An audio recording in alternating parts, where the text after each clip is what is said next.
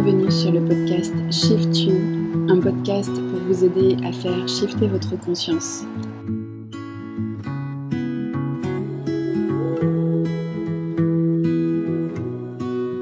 Au-delà des frontières du réel, vous retrouverez ici des interviews et des podcasts en français sur les sujets de la conscience, de l'ouverture au monde.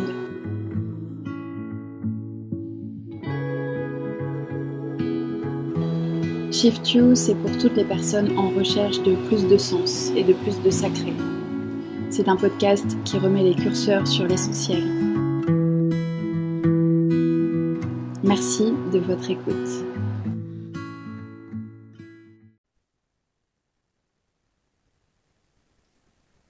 Bonjour Myriam, de nouveau, bienvenue sur ce live et pour cet échange que tu as accepté. Merci beaucoup. Alors, je vais bien sûr te laisser la parole sur ta présentation, sur qui tu es, sur ce que tu fais, etc. Mais on va parler aujourd'hui de maternité, de sexualité infantile d'enfants de moins de 12 ans. C'est précis, mais c'est important, ça a son importance. Et j'ai beaucoup de questions à te poser par rapport à tout ça, qu'on va aborder tranquillement au fur et à mesure. Et tout d'abord, je voulais te proposer de te présenter et puis surtout comprendre un petit peu ton parcours, comprendre pourquoi et comment tu en es arrivé à ce sujet aussi vaste que passionnant. Bien sûr, on va pas pouvoir aborder toutes les questions aujourd'hui sur ce sujet-là, mais en tout cas, essayer d'aborder des axes principaux qui sont importants pour nous et pour les personnes qui nous écoutent. Bonsoir Armelle, bonsoir à toutes et à tous. Je suis très contente d'être là, de ton invitation, surtout que ça fait un petit moment que j'avais pas fait d'échange comme ça sur les réseaux, même sur les podcasts, même si les podcasts, je commence à avoir la main courante, mais, mais en tout cas sur les lives, ça fait longtemps, donc c'est chouette, j'ai l'impression de redécouvrir. Alors moi, je suis, pour celles et ceux qui arrivent sur le live et qui ne me connaissent pas, je suis Myriam Félix, je suis consultante en santé sexuelle infantile et prévention des abus et des violences sexuelles chez les enfants de 0 à 12 ans. Je suis fondatrice de WoMimi, qui est un service à destination des professionnels et des parents. Donc, j'offre des formations en e-learning et en présentiel.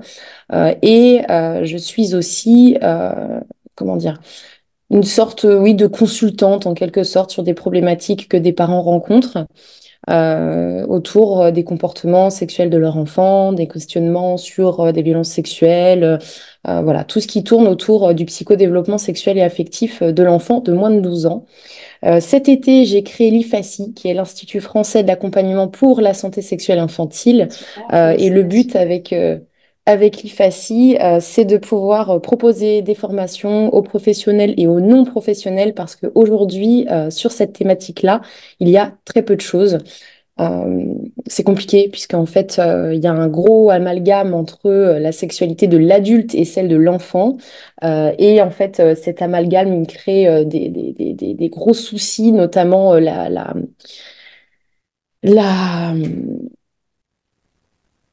Ah, j'ai perdu mon mot. En fait, tout simplement, le fait de légitimiser la pédocriminalité en fait, laisser la porte ouverte aux agresseurs comme des comportements normaux, alors qu'un agresseur n'a jamais un comportement normal, notamment quand il s'attaque à un enfant. Ce sont des comportements qui sont extrêmement dangereux et préoccupants, et ça arrive énormément dans notre société. Donc, moi, j'aimerais, enfin, en tout cas, j'œuvre pour un monde beaucoup plus sain, beaucoup plus safe, beaucoup plus respectueux, beaucoup plus à l'écoute de nos enfants. Tout ça, je le fais au travers de leur psychodéveloppement sexuel et affectif. Voilà. Où est-ce que je me suis formée? Je me suis formée à l'IAR, à l'Institut d'accompagnement respectueux de l'enfant. Je me suis formée à la Fondation Valérie Vincent au Canada, en distanciel, à la chaire UNESCO avec les mini-mocs My Sex, My Right qui sont gratuits. Donc, j'invite n'importe qui a du temps à aller les voir. Je crois qu'ils ouvrent 2 fois dans l'année. Et donc, c'est très intéressant, même si ça s'étend à la sexualité de l'adolescent. Il y a des choses très intéressantes. à apprendre sur ces mini-mocs. Et après, c'est beaucoup d'autodidactes. Donc, en fait, c'est des rencontres, comme ce que je te disais tout à l'heure, c'est des rencontres avec des professionnels, avec des parents, avec des gens qui sont au contact des enfants, en fait, dans la vie de tous les jours. Donc, ça peut être des EJE qui travaillent en crèche, ça peut être des pédiatres, ça peut être des médecins, ça peut être des urgentistes, des infirmières, voilà. Donc, moi, j'ai enrichi ma pratique au contact des autres, en essayant des choses, en créant des outils, en formant, en observant les enfants, en ayant des retours des familles. Et petit à petit, on a mis des choses en place et on s'est rendu compte que ça fonctionnait. Donc, je me suis dit, mais il faut absolument qu'on puisse le faire bénéficier ça à plus d'enfants, à plus de professionnels et que surtout, on arrive à débouter détabouer, en tout cas, ça c'est clair, les tabous autour de la sexualité de l'enfant et à ouvrir la parole sur toutes les violences sexuelles qui leur sont faites, l'inceste notamment. Mm. Ouais, c'est des sujets qui sont en plus extrêmement d'actualité en ce moment avec toute en tout cas, tout ce qui se passe au niveau médiatique et toutes les informations qui sont en train de sortir à plein de niveaux. Il y a eu ce film, je ne sais pas si tu l'as vu, The Sound of Freedom, qui est sorti en plus il y a peu de temps. Il y a quelque chose évidemment qui se passe au niveau mondial sur tous ces tabous dont tu parles. Je suis évidemment, comme toi, touchée de près. Et en tout cas, j'ai envie d'œuvrer comme tu le fais, mais à mon niveau, justement, évidemment, en laissant la parole à des personnes comme toi, des personnes qui sont de ce déconditionnement-là, pour pouvoir justement ouvrir un petit peu plus le champ des possibles. Et tu parlais de rendre un monde, finalement, de faire en sorte que le monde soit meilleur et plus safe et plus serein. Je te rejoins là-dessus, je pense. En tout cas, j'espère que la plupart des personnes qui nous regardent, qui nous écoutent, sont aussi dans cette dynamique-là. Je pense, en tout cas.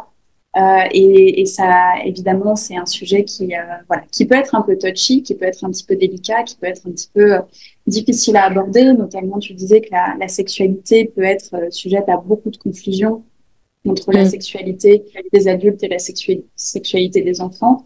Ça peut être aussi un tabou, la sexualité en tant que telle, pour les enfants, alors que finalement, ça ne devrait pas, puisque si tu prends une éducation sexuelle relativement euh, tôt et de manière sereine et de manière claire, je dirais, et tout à fait simple, en fait, naturelle, tu peux simplement transmettre aux enfants des valeurs, des outils, une compréhension très claire des choses. Tout à fait. Oui, c'est très juste. Et moi, je peux rebondir sur plusieurs choses que tu viens d'énoncer. La première, ce qui concerne le tabou, il y a eu beaucoup de problématiques, notamment en France, moi, j'habite en France et donc je vois ce qui se passe en France sur l'éducation sexuelle à l'école. Il faut savoir que cette loi, c'est la loi Aubry de juillet 2001. Elle est mise en place depuis normalement 2001 dans toutes les écoles à partir de la primaire. Alors maintenant, ils l'ont étendu justement au CP, CP, CE1, CE2. À l'époque, c'était à partir de la sixième. Et donc, c'était 26 sessions d'éducation à la sexualité, 21, et donc on est passé à 36, pardon, 21 sessions d'éducation à la sexualité par an et par élève. Et en fait, c'était pas du tout mis en place. Donc, il y a eu un branle-bas de combat du ministère de l'Éducation nationale pour demander à ce que ces sessions soient toutes appliquées dans les écoles. Et forcément, comme ce que fait beaucoup notre gouvernement en France, c'est toujours fait à la va-vite et puis c'est jamais pris de façon bienveillante, en tout cas envers les familles. On est toujours dans l'imposition, on est toujours dans l'opposition. Et en fait, il n'y a pas eu du tout de communication sur ces sujets-là avec les familles, ce qui a créé par la suite une grosse réticence et des peurs et des grosses appréhensions de la part des parents d'élèves, puisque il est normal, quand on est intéressé par la scolarité, en tout cas de son enfant, de s'inquiéter de ce que notre enfant va recevoir en termes d'informations et de connaissances à l'école. Et donc, il y a aussi des professionnels qui n'ont pas fait correctement leur travail Et ça, moi, je le nie pas parce que je sais que très peu de gens ont des connaissances, en tout cas respectueuses, puisqu'on est dans un pays qui est encore beaucoup ancré sur des concepts psychanalytiques freudiens, lacaniens, donc avec pour moi, des données qui sont très erronées sur le Mm. développement sexuel et affectif de l'enfant et qui valident en quelque sorte aussi les agressions sur les enfants, comme l'enfant pourrait désirer en fait son parent, le complexe d'Oedipe et tout type euh, de choses de ce genre. En fait, c'est vrai que ça a été très mal perçu qu'il y a potentiellement des professionnels qui n'ont pas répondu de façon correcte aux questions des enfants, qui n'ont pas mené des ateliers ou des sessions, euh, en tout cas dans un déroulement qui devrait être adapté à l'âge de l'enfant, à son niveau de connaissance, à son niveau de compétence, à son environnement social, à ses capacités cognitives aussi, puisque tous les enfants ne sont pas sur le même type de développement, Mm. que ce soit psychologique, encore une fois cognitif. Voilà, on a des enfants qui sont neuroatypiques, qui ont besoin de réponses plus adaptées. Et donc, tout ça, c'est compliqué à gérer sur un groupe. Donc ça, c'est une première chose. Et la seconde, en effet, il y a un gros tabou autour de tout ça. Et l'enfant, en tout cas avant 12 ans, il a besoin qu'on lui apporte un cadre. C'est-à-dire que selon son environnement familial, l'environnement social dans lequel il évolue, il va avoir déjà des connaissances, il va acquérir des codes en fait sociaux, relationnels, du comportement. S'il grandit dans une famille croyante, s'il grandit dans une famille agnostique, s'il grandit dans une fratrie où il y a des grands frères, des grandes sœurs, qui ont des petits copains, des petites copines, etc. Tout ça, ça va jouer sur son développement et ça va jouer sur son niveau de perception et sa fenêtre en fait d'acceptation aussi. Donc c'est important de pouvoir leur apporter à tous ces enfants, en tout cas, des connaissances et remettre comment dire, des concepts qui soient, comment dire, leur apporter en tout cas des connaissances qui puissent qui puissent évoluer avec eux, en fait, si tu veux. Tu vas pas aller raconter, enfin, tu vas pas aller expliquer de la pornographie à un enfant de 5 ans. Euh, Il y tu a des vois, choses qui c'est pas du tout qui coulent de adapté. sens. Ouais. Tu vois, c'est pas du tout adapté. Et donc, à l'inverse, un enfant de 12 ans, il y a de fortes chances qu'il ait déjà entendu parler de la pornographie ou qu'il y soit déjà allé. Et dans ce cas, il faut pouvoir déconstruire. Donc, par l'éducation à la sexualité, en prenant toutes ces composantes en considération, on va pouvoir construire une communication qui est ouverte, qui est au plus proche des besoins de l'enfant et toujours garder en tête que le développement sexuel et affectif de l'enfant, en dessous l'adolescence, en dessous la puberté, en fait, on est sur de l'exploration, sur de la découverte, sur de la curiosité de soi, de la compréhension des codes sociaux et des comportements des autres, que ce soit ses pairs, PIRS ou les adultes, et l'accompagnement de la découverte de son corps. Donc, c'est important de pouvoir poser un cadre et tout ça, ça permettra de grandir dans un environnement sain, dans une société saine, avec des adultes qui ont des bases et des codes sociaux respectueux des uns des autres. Et l'éducation à la sexualité, c'est pas éduquer au rapport sexuel, c'est faire la prévention des abus et des violences sexuelles, c'est parler du consentement, c'est faire promouvoir les relations égalitaires. Voilà, c'est faire passer des messages sur le corps, que c'est pas parce que une telle ou un tel a un corps euh, qui prend plus de place que la voisine ou le voisin, que son corps n'a pas le droit d'être là, qu'il n'est pas beau, que voilà. Donc voilà, c'est tout ça en Ouais. fait, l'éducation à la sexualité avec Ouais, les c'est plus jeunes. important, tu le rappelles, de ne pas tout amalgamer dans le sens que lorsqu'on parle de santé sexuelle infantile, on ne parle pas d'invitation à la sexualité ou on ne parle pas de sexualisation des enfants. Ça, c'est important et c'est vrai que les amalgames peuvent être faits très facilement. Ces sujets, c'est comme, tu vois, ces deux termes, sexualité et enfant, qui ne vont pas ensemble.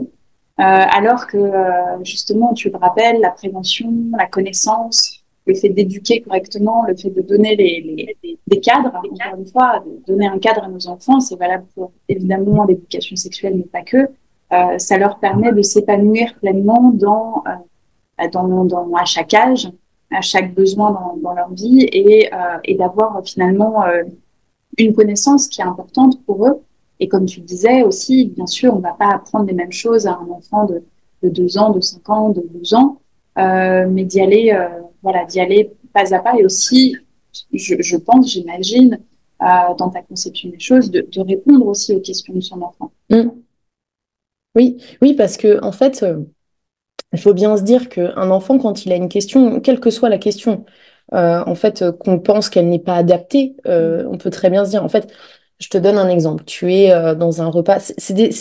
Les exemples que j'ai, ce sont des exemples très concrets qu'on peut Ouais, tous vivre. Et donc, il faut vraiment apporter zéro jugement parce que ça arrive chez tout le monde. Tu es dans un dîner avec des amis et tu as un des individus qui est invité à la table qui a bu quelques verres et qui commence à avoir des propos ou peut-être des comportements vers sa compagne qui sont très très sexuels en fait. Hein, tu vois, ça peut être une main aux fesses, ça peut être et les enfants ils ont la perception de tout, mm, tu vois. Donc tu te dis bon, tu vas pas t'empêcher de vivre, d'arrêter d'inviter des gens, des amis, enfin voilà, parce que tu veux pas que ton enfant soit exposé, puisque de toute façon, s'il l'est pas dans le cadre privé, il le sera dans le cadre public. mm, Tu vois, donc tu peux pas mettre ton enfant sous cloche et ouais. aller vivre au fin fond de la forêt amazonienne pour ne plus avoir Enfin, tu les, peux, mais c'est un choix de vie, quoi. Mm. oui, oui, c'est un choix de vie, oui. Et puis voilà, si tout le monde allait vivre au fin fond de la forêt amazonienne, ben finalement, on ferait des villes. C'est Le ça. problème On revient serait assez tous dans récurrent. la forêt amazonienne. Ouais. Je prends cet exemple-là, mais bon, il y a d'autres forêts. Hein. Ouais, Puis laissons-la tranquille. ouais, Mais non, en fait, ce qui est très vrai, c'est que l'enfant qui va percevoir ces comportements-là va avoir des questions. Et s'il n'en a pas, il va se poser des questions. Tu vois? Et donc, si en tant que parent, euh, qu'on soit un parent proche ou non proche, hein, on peut être la tante, on peut être un oncle, on peut être une grand-mère, enfin voilà, une mère, un père, si on vient et qu'on dit à l'enfant, écoute, tu as dû voir l'autre soir, est-ce que, bah oui, j'ai vu, c'était un peu bizarre, etc. C'est un exemple, hein, tu vois. Est-ce que tu as des questions par rapport à ça? Parce que ouais, là, du coup, l'enfant a été confronté à des comportements sexuels qui ne sont pas de son âge, tu vois. Et donc, cet enfant-là, il peut potentiellement reproduire ces comportements-là sur d'autres enfants. Parce qu'il faut savoir ouais. que les comportements des adultes, les enfants passent par le mimétisme Le énormément. mimétisme, Et ouais. donc, les comportements de l'adulte peuvent être reproduits derrière à l'école, sur une fratrie, sur une copine, un copain qui voit régulièrement à la maison parce que les mamans sont amies. Enfin, tu vois, tu peux imaginer tout plein de scénarios en fait comme ça. Et si tu réponds pas à la question de l'enfant, lui, il va aller chercher la réponse ailleurs. Et selon son âge, si c'est un tout petit, bon, bah, il va aller chercher la réponse sur un autre enfant, potentiellement, ou sur son parent, sur un autre adulte. Et si c'est un enfant un peu plus grand, au-delà de 6 ans, il peut aussi aller chercher l'info sur Internet, tu vois. Pourquoi machin touche les fesses de trucs, tu vois. Voilà, ça peut être ça. Ou aller demander à une personne qui va pas forcément avoir la bonne réponse. Et donc, ça peut être, je ne sais pas, un adolescent de la fratrie qui est plus grand.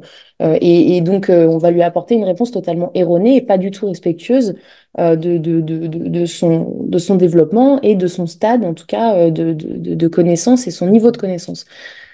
Donc, c'est important, en fait, de répondre aux questions des enfants quand ils nous les posent. Ouais, Maintenant, en tant que parent, t'as pas toujours la réponse là, à l'instant, tu vois.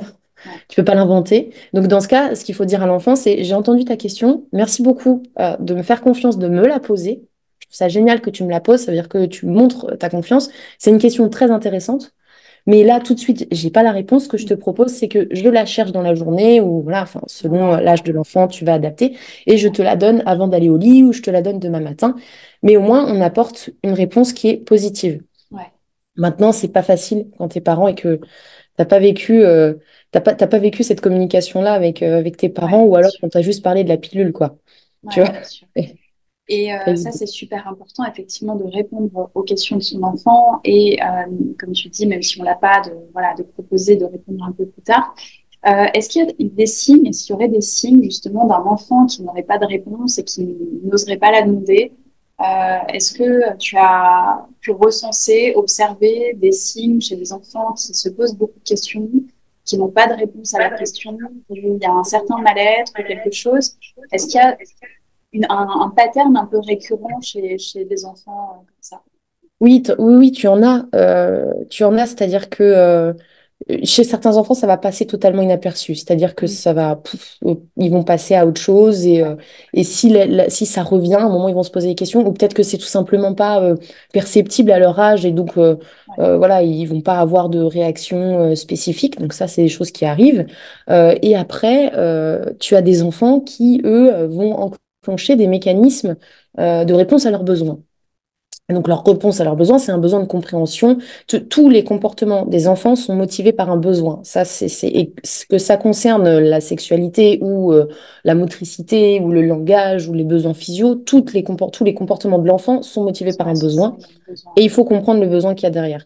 Et donc, on peut avoir affaire à un enfant qui va essayer de regarder l'adulte à travers la serrure de la douche ou rentrer dans les WC à chaque fois que sa petite sœur ou son petit frère va aux toilettes Mm. ou va tenter de toucher le pénis ou la vulve, les parties intimes d'une camarade, d'un camarade de classe, ou va sans arrêt avoir les mêmes types de comportements que ce qu'il a vu par exemple, ou vécu, tu vois, en cas de violence sexuelle. Donc, ça peut être un enfant qui, je ne sais pas, va, admettons, quand on reprend ce cas pratique de toucher les fesses, bah, il va sans arrêt venir toucher les fesses de sa maman en ayant les mêmes propos. Et on va dire, mais et tu sais, des fois, tu oublies en fait qu'il y a eu ce truc-là parce que toi aussi, tu avais bu un verre, deux verres, puis que c'était la soirée et tu n'as pas forcément entendu. Et en fait, tu te dis, mais pourquoi mon enfant fait ça? Je comprends pas. Et commences à t'inquiéter. Tu te dis, mais ça se trouve, c'est un futur pédo, ça se trouve, c'est un détraqué sexuel, tu vois. Mm. Quand tu n'as pas ces connaissances-là, Tu peux tu te dis, mais devenir ben oui,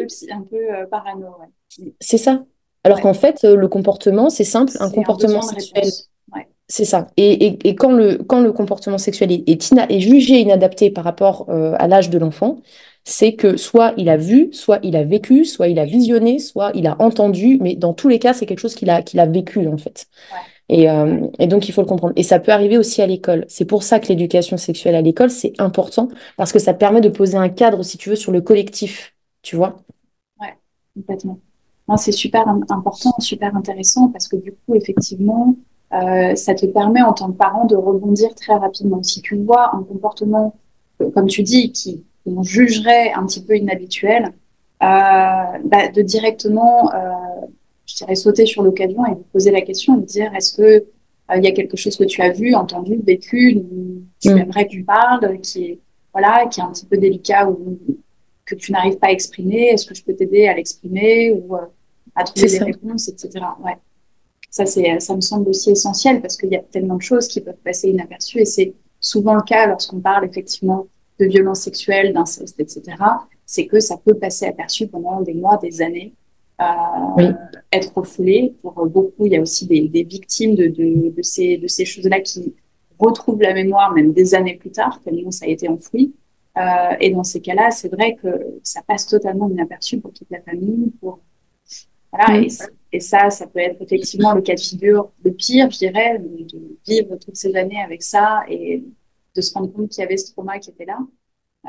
En cas d'inceste ou de violence sexuelle, il y a quand même des signes. Alors bien sûr, ils sont J'allais différents te selon les, demander. il y a des signes, ils sont différents selon les enfants. En fait, il y a autant de signes qu'il y a d'enfants.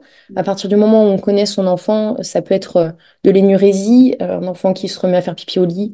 Ça peut être un enfant qui a peur bleue du noir. Ça peut être un enfant qui ne veut plus, absolument plus voir, si c'est un grand-parent, par exemple, qui agresse l'enfant en cas d'inceste, qui veut plus du tout aller. Et donc, il faut écouter l'enfant, en fait, même si c'est facile pour nous de déposer nos enfants chez les grands-parents le mercredi parce qu'on a le travail et qu'on pense que c'est un caprice, eh bien en fait, il faut entendre l'enfant. Ça peut être des signes physiques, mais il faut savoir que les muqueuses réparent très très vite le corps, donc les signes physiques se voient dans les heures à suivre et après, sauf grosses lésions type déchirure ou voilà. Et les signes physiques, c'est pas uniquement les parties intimes, ça peut aussi être des parties du visage, notamment la bouche, les commissures des lèvres, etc. Et donc après, c'est beaucoup des comportements qui changent, des comportements sexuels problématiques, comme ce que je te nommais tout à l'heure. Et parfois, on ne voit rien du tout tellement l'enfant inhibe, en fait, parce il y a trois réactions du cerveau humain face au stress. C'est les trois réactions, qu'on soit enfant, adulte, voilà, peu importe. C'est donc le cortisol dans le cerveau va entraîner trois réactions, la fuite, l'attaque ou l'inhibition. au moment de l'agression. Et donc, on peut avoir des enfants qui, en fait, dans un certain temps, ne montrent aucun signe et les signes se déclenchent d'un coup et ça peut venir 1 an, 6 mois, quelques mois après, ou voilà, ou même des fois pendant quelques années parce que l'enfant a trop peur ou qu'il y a eu une grosse manipulation de la part de l'agresseur, notamment, ben, papa va aller en prison, maman sera arrêtée, enfin voilà, Mm. selon le cas. Mais il y a autant de signes que de cas. Maintenant, faire de l'éducation à la sexualité, ça commence dès tout petit, tu vois. Oui, c'est ce que C'est-à-dire j'allais que te demander. À partir de quel âge, globalement, on peut commencer à aborder de- en fait, j'ai même envie de te dire, dès que l'enfant est dans le ventre, tu vois, Ouais. c'est-à-dire ne pas commencer par lui coller des étiquettes, tu vois, si l'enfant donne beaucoup de coups à sa mère ou aux parents qui portent l'enfant, ben, c'est pas un futur ou une future boxeuse, tu vois, pour Mm. commencer, c'est juste un bébé qui est vif et qui est en forme, tout simplement. Ça commence par ça. Après, c'est dès nourrisson, au moment du change, c'est écouter le corps de l'enfant, tu vois. Et donc, ça passe par aussi ça. C'est pas prendre l'enfant dans son berceau ou dans le porte-bébé et hop, je te pose sans lui parler, en lui poquant un jouet dans les mains, en lui changeant sa couche. Non, un change, ça se fait. C'est très à la mode, le en conscience, mais Ouais. en quelque sorte, si on pouvait aussi le transposer sur l'enfant en lui disant, est-ce que tu es d'accord, on va changer ta couche dès tout bébé, en fait. Même si l'enfant ne réagit pas parce que c'est un nourrisson qui a quelques semaines ou quelques mois, il entend ce truc-là de est-ce que tu es d'accord? Et donc, c'est Mm. beaucoup plus facile. Il y a autre chose, c'est que ça aussi, ça va permettre une unification du parent sur la durée. C'est-à-dire que dès que tu utiliseras des tout bébés, ce genre de concept, comme le respect du consentement de l'enfant, comme le respect de son corps, comme la valorisation du non aussi, tu vois, Mm. le terrible tout, on va te dire, ah, mais l'enfant est infect, il est en opposition, il ne veut pas du tout faire ci, faire ça. Enfin, c'est l'horreur en ce moment, je me bagarre avec lui. Il faut essayer de sortir de cet ancrage de domination sur l'enfant pour collaborer, en fait, et coopérer main dans la main et Ouais. valoriser le non, de dire à l'enfant, mais tu as le droit de dire Collaborer, non, ouais. j'ai entendu. J'aime bien Tu l'idée, vois. ouais. Mm. Mm. Ça, c'est important parce que quand tu deviens adulte, tu sais, il y a ce truc, on te dit, mais Armelle, pourquoi tu n'arrives pas à dire non? Mais moi, combien de fois je l'ai entendu au travail des collègues ou mon conjoint, mais dis non, si tu peux pas le faire, si tu n'as pas envie de le faire, dis Ouais. non, tout simplement. Tu vois? Mais j'arrive Ouais. pas. Pourquoi? Parce que enfant, on n'a pas valorisé ça. On m'a dit, C'est quand un tu dis non, ça crée apprentissage. du conflit. Tu vois? Ouais, c'est Donc, super tout intéressant. ça, c'est important. Idem, nommer les parties intimes de l'enfant par ses vrais noms, la vulve, le pénis, les testicules, l'anus, les fesses, tout Ne ça, pas c'est avoir important. peur, effectivement, Pas d'utiliser avoir les peur mots. d'utiliser les bons termes, c'est Bah, comme ça que ça s'appelle en c'est fait. effectivement, je crois que je lisais ça sur l'une de tes Mm. publications aussi. Enfin, en tout cas, c'est un de tes axes de travail. Ça permet aussi à l'enfant d'être précis sur ce qui se passe, sur ses besoins, s'il a mal quelque part, s'il a besoin de Tout à telle ou fait. telle chose. Ça lui permet aussi cette précision dans les mots, cette clarté. Et finalement, ça décuple aussi la communication parent-enfant à tous les niveaux, quoi. C'est ça. Ouais. C'est très important. Et aussi, souvent, quand on nomme les parties intimes de notre enfant, on utilise ceux que nos parents utilisaient. Mm. Tu remarqueras, donc si c'était la sounette, la nénette, la zézette, la mimine, le zizi, le kiki, enfin que sais-je, tu reprends. Et en fait, quand tu te dis, mais c'est totalement absurde, c'est la seule partie du corps qu'on ne nomme pas par son nom, en fait. Donc ça contribue au tabou déjà. Et Ouais. après, quand tu dis à ton enfant, bon, on va nettoyer ta vulve, on va nettoyer ton pénis, t'es là, tu regardes 15 fois autour de toi s'il n'y a personne qui t'a entendu. Pourquoi? C'est idiot, tu vois. Ouais. Et en fait, je dis pas que le fait d'appréhender ce mot-là est idiot, je dis que c'est idiot de rendre tabou un terme, en fait, Ouais, bien sûr. une partie du corps. Et au début, ça va pas être simple pour le parent, tu vois, ça peut être un peu compliqué. Plus tu vas commencer tôt avec un nourrisson, tu vois, plus ce sera simple sur la durée et qu'en fait, ça va s'ancrer comme ça, tu vois. Et ton enfant, il va apprendre le langage avec ces termes-là et il va être en mesure de dire, Bien sûr, tu vois, c'est finalement c'est une important. éducation des parents plus que Oui, l'éducation des aussi. enfants. Ouais. Ouais, mais oui. Oui, C'est accompagner son enfant dans son développement, en fait, tout simplement. ouais. Et puis après, bon, il y a des choses qui sont globalement, qui devraient être naturelles, qui devraient couler de sens, quoi. Oui, Finalement, dans ce que j'entends avant qu'on termine, parce que c'est vrai que c'est tellement de choses à dire, Ce que j'entends, c'est qu'il faut remettre de la simplicité. Il faut remettre de Mm. la simplicité dans ce qu'on dit aux enfants, dans la façon dont on échange avec eux. Il faut leur redonner aussi la possibilité de dire non, de dire oui, quand, en tout cas, ils ont cette possibilité verbale ou de commencer à le sentir au niveau du feedback de leur corps, etc. De les mettre dans des conditions douces, sereines, lors du changement de couche, etc. Ça commence par des petites actions qui vont engendrer finalement un confort global et, euh, et une sérénité autour de la sexualité de manière générale, quoi. Et Complètement.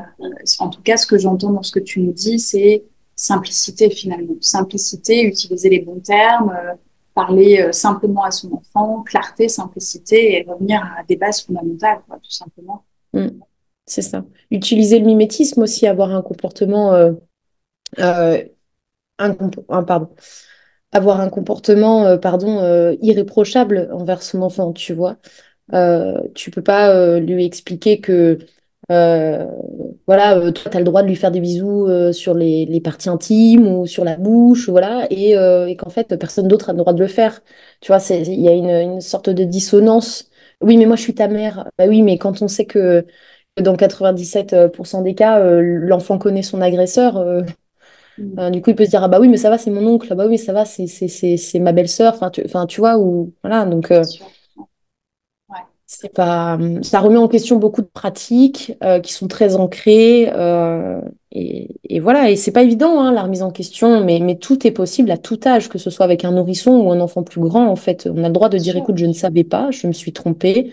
On va modifier ce type de comportement parce que je veux t'offrir des bases Le de vie meilleur. saines, Ouais. voilà, et meilleures. Oui, et Voilà. puis effectivement, ça c'est important, tu le rappelles, de se dire on peut rattraper les choses à tout moment, même si on a la sensation de ne pas avoir été irréprochable, parce qu'on ne l'est jamais en tant que parent, en tout cas du point de vue humain, évidemment que voilà, et de se dire, bah, ok, pardon, je vais effectivement faire les choses autrement avec toi, je te propose qu'on fasse autrement. Ça me paraît aussi essentiel de se dire que finalement, chaque journée est une nouvelle opportunité de faire les choses mieux euh, Bien sûr, parce qu'on n'avait pas forcément toutes les connaissances ou voilà, c'est important pour les parents aussi de se donner l'opportunité de faire les choses mieux que la veille parce que l'ego a parfois tendance à s'en mêler en disant oh là là, j'ai mal fait, c'est foutu, j'arrête tout, c'est terminé, mon enfant va avoir en tout cas une mauvaise image de tout ça. Non, effectivement, de se permettre de changer et de rattraper les choses quand c'est encore possible, quoi. complètement. Bien Est-ce que sûr, mais pour tu... tout, Oui, c'est vrai pour tout. pour tout, tout, c'est clair. Est-ce que tu souhaites ajouter un petit mot de la fin avant qu'on se quitte? Non, écoutez, moi je crois que les enfants font de leur mieux avec ce qu'on leur apporte. Ils se nourrissent de ce qu'on leur donne. Ils nous rendent bien ce qu'on leur apporte. Ils nous redonnent tout ce qu'on leur offre, nous. Et puis, je crois que il faut essayer d'accompagner son enfant sur absolument toutes les sphères de sa vie. En tout cas, tant qu'il est dépendant de nous. Parce que voilà, une fois qu'ils deviennent adolescents, il faut aussi leur lâcher un peu la grappe et les laisser faire leurs propres expériences. Ouais. On va pas être la maman cachée dans le buisson quand elle fait ses premières rencontres. Voilà.